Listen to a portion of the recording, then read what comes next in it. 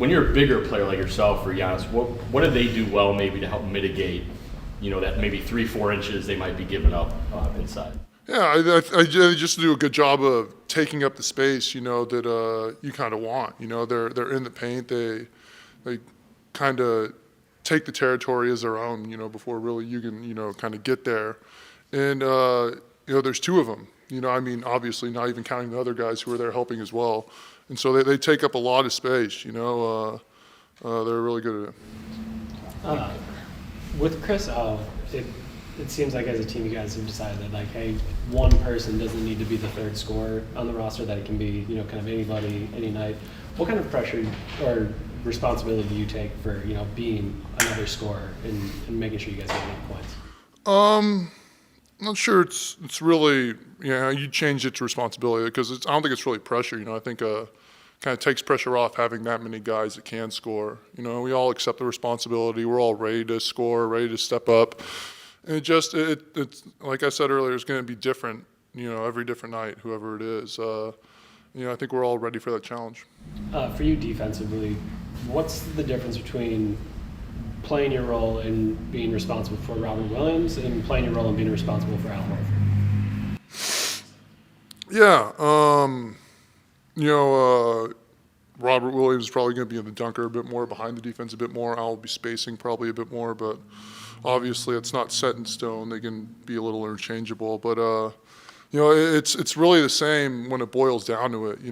Respecting their game, but at the same time always being there to help my guys, the bigs being there to help the guards, whoever gets downhill, and trusting that your help's going to be behind you, the V-back or the guy going to the three, whatever it is. So it boils down to the same thing.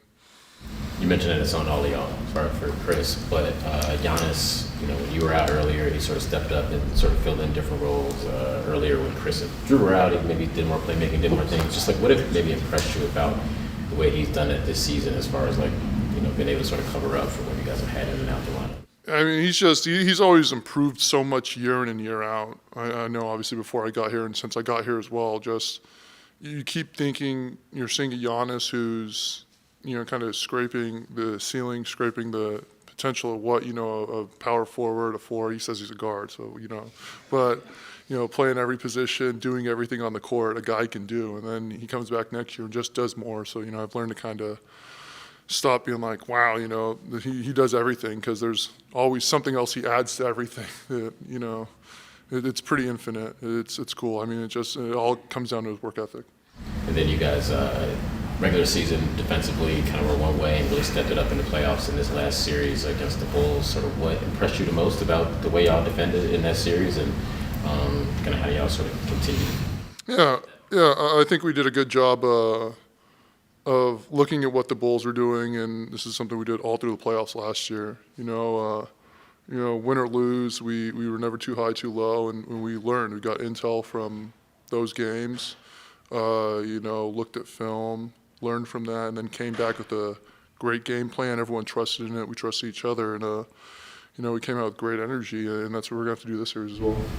I wanted to ask you about your teammate Pat Connaughton. Does anything stick out in your memory from that big 2019 series? Oh man, yeah, absolutely. It was a lot of fun. Obviously he's from out there. He's a big Celtics fan growing up. Big Boston sports guy in general, so I'll forgive him for that a little bit. But it was cool to see his family and friends be there for him, supporting him, and just the way he performed under all that. I guess I'll use pressure there. Being in Boston in the playoffs, a big series. He came in night and night out and was just fantastic. Obviously offensively, but defensively as well. I think I've asked multiple questions about replacing Chris on offense. What do you guys miss most about Chris on defense? Man, that's obviously, I think something a little tougher to make up for by committee. He's another body you can kind of throw at Tatum or Brown or whoever it is. Because right now we pretty much go between West, Drew, Will, Giannis, and some other guys. But it definitely changed our game plan a little in that regard, I guess. But again, it's something we just unfortunately have to make do with. it kind of got to a point in the Bull series where, it was as good as Drew is on the ball one-on-one, as good as Wes is on the ball one-on-one. We're still trying to have our help there, let them know that that they have someone behind them, someone there to cover for them so they can really get into their guys. And so it would definitely be the same if Chris were there. That being said, obviously, his abilities on ball, are pretty unparalleled, and I think he's underrated, in that regard, and we definitely miss it. Brook, you've been through obviously a bunch of these. What is that challenge like, switching the gears from one series to the next, that first game? Yeah, it's definitely interesting. You kind of have your identity throughout the regular season, throughout the year, and then things can go one way in game one of the playoffs or game two of the first round, and you find yourselves changing things and making adjustments. And when you find something there, you kind of stick with it and go with it, until it stops working. So it can be a little tough to switch those gears going into the next series, but our coaches, staff does a great job of getting into guys' tendencies, what they like to do, really getting detailed, and we had a great practice day where we went live against, kind of what they would be like. So hopefully we did a good job of kind of figuring out exactly what we need to do offensively and defensively against them. Brook, you guys are the defending champs, but they're favored in the series. Do you like being an underdog? Does that matter to you at this point? It doesn't matter to me. I didn't know they were favored. I don't pay attention to that stuff, so it's what it is. If I'm right and maybe I'm not right, I remember reading, I don't know, around the All-Star break or just after All-Star break, I think Brooklyn was favored in Vegas to win the finals, and Boston came out. They were the underdog technically, I guess, even though they were 2 seed. I don't know. But, it went the way it went, so they're a great team. We have to respect them, but, our team doesn't really pay attention to that stuff. But, sorry, real quick, I thought you were.